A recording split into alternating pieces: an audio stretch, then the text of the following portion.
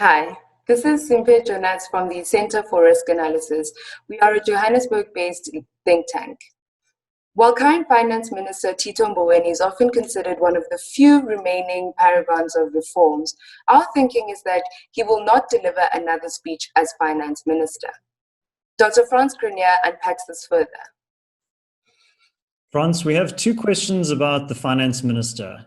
Anonymous asks, why is it only Tito Mboweni who's blatant about the reality and the deep need for the drastic reform?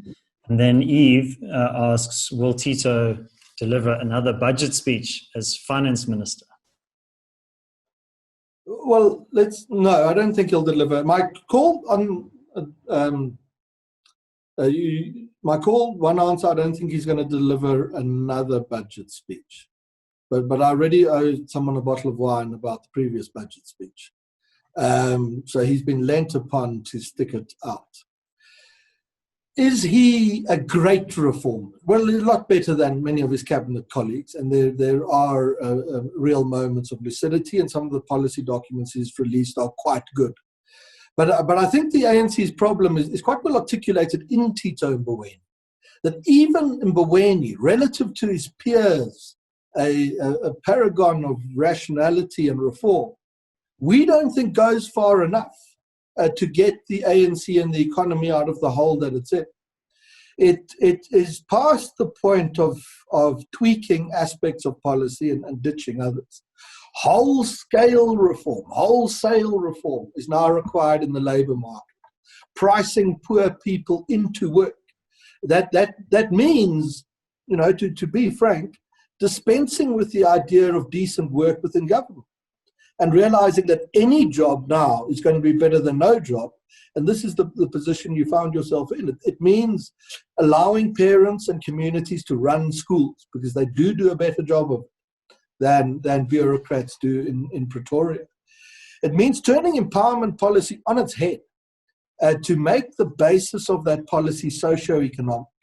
That you benefit because you are poor, not because of an accident of birth. Now, that is a major ideological shift that even the reform camp of the ANC is at this point not prepared to make.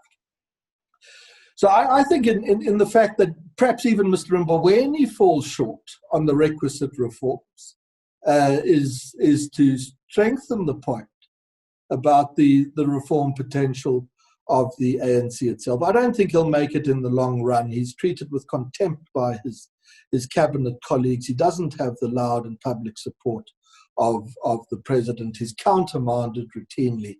And frankly, why anyone sticks it out? And unless he's got his eye on the top job, of course, that would be the only explanation.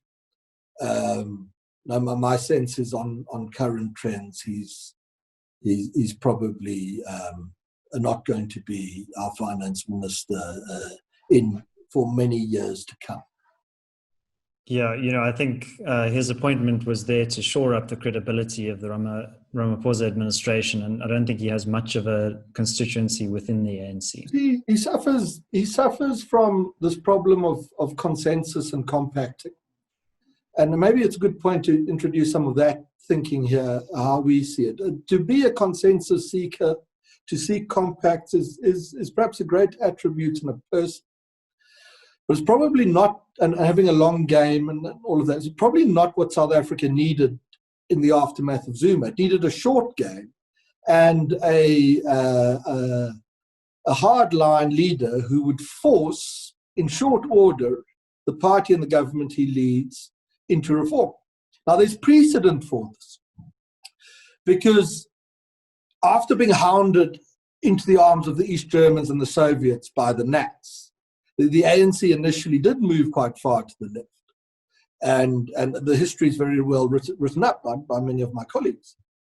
But Mandela in Davos in 1992 changes that single-handedly, boldly, ruthlessly, cold-bloodedly, turns ideological direction in his party around and says the world has changed, we will be pragmatic to look at China,